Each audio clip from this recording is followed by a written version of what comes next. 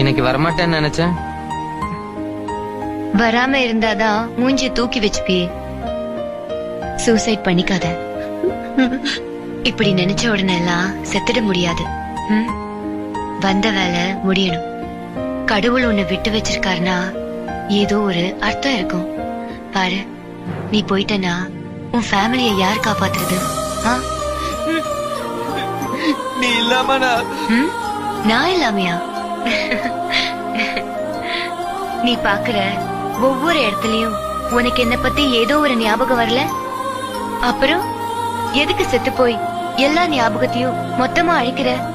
அதுக்கு பதிலா உயிரோட இருந்து லைஃப் ஃபுல்லா ஒவ்வொன்னா நினைச்சு நினைச்சு சந்தோஷப்படலாமே. டைம் ஆச்சு, நான் கிளம்புறேன். அழாத.